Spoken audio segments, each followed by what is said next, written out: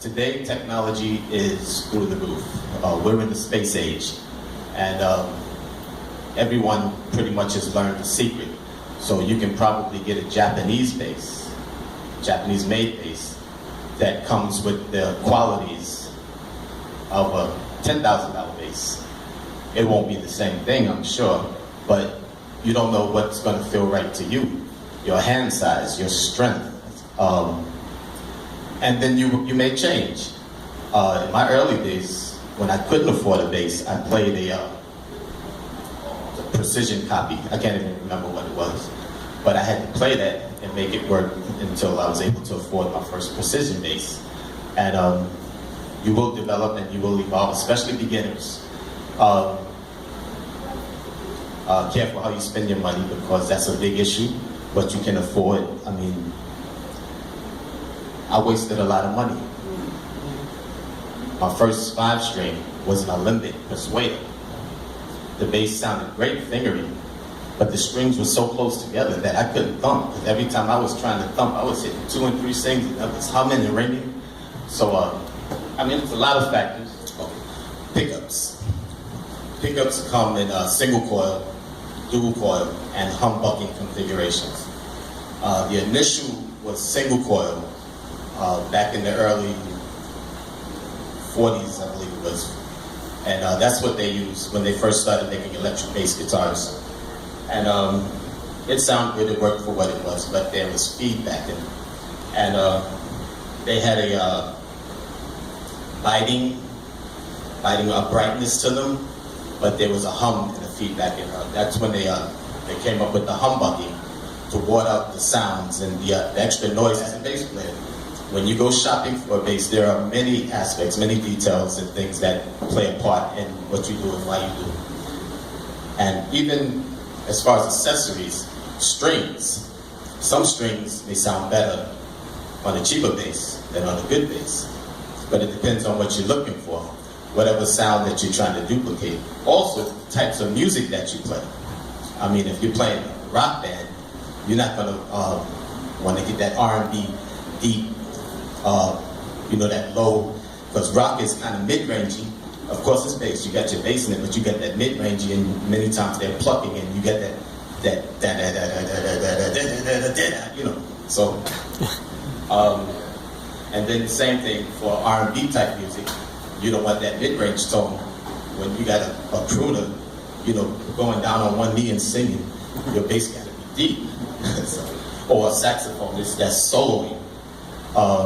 You don't want your tone to interfere with his tone. Again, different strengths. People have different size fingers, and some people feel things differently. So when you're playing, some people have a light touch, and they'll play and they'll just groove, and they're good with that. But then there are people who sometimes get excited, and I'm a little guilty. Especially in gospel, if you're in church, you playing some shout music, you begin to feel it. Your feet get to moving, your blood get to pumping, your heart, you get excited, and you start to dig in a bit. So, it all plays a part. If your strings are if your action is set too low, then you're gonna get a lot of buzzing. You're probably gonna get a lot of buzzing. And in your high notes, you play too hard, you might hear the attack, but you won't hear the ringing of the string. Because as the string hits against the fret, it'll stop the vibrations from the string. So again, this is why this is very vast. When I first started playing, I didn't have much, and so I had to use what I was able to use and get what I was able to get. I started playing bass on the lead guitar with 4 strings. And my mother bought me my first bass when I was 13. And I was angry. Because that's when the DJs was out. I wanted 2 turntables. Anyway. So the first half of the day I was moping. But before the day was over, I was playing my little Telestar or whatever it was. The first song I ever picked up on my own without knowing anything was Enjoy Yourself by the Jackson 5, because it was easy. It's like a gospel run, like a quartet. Okay, I got it. Equipment and accessories, and back to today's technology and equipment. You can, in the old days, when I was playing, I was 15 years old, I was illegal. If my mother knew some of the places I played, I might not be a bass player today.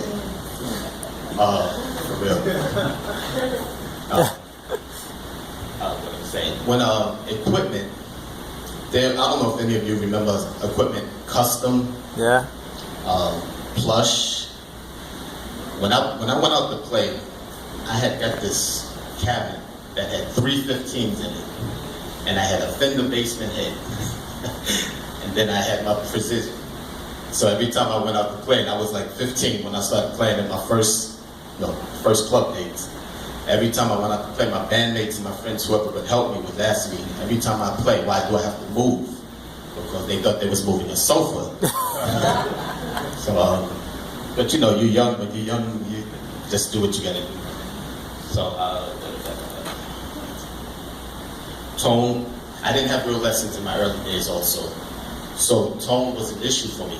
That was another reason I kind of took on this, to conquer fear, to not be afraid to say things. Tone was not one of my greatest attributes in my early days, but I heard about Stanley Clark, and I heard him play way back before I knew what I was doing, and I couldn't believe that was bass playing so fast. I mean, it was like, you couldn't hear the notes. And anyway, it took me, and I said, wow, I think I want to be able to do that. So I started playing Stanley Clark music without a teacher. And I mean, I sat up and I would play, I wore that vinyl out. And I mean, until I was able to play it. And I think I was playing better before I really understood what I was really playing. Because I was able to play fast, and I would get away with it. Because it was so fast that people, nobody knew if I was playing the right notes or not. So, as long as I landed up and hit on the one, wherever the chord was, the transition, the change, I was there and happy. The lower line of equipment is effective. And if you can't afford it, these things may really do you well. I mean, not just Behringer, but there are some other low-level amps that you can go and try out.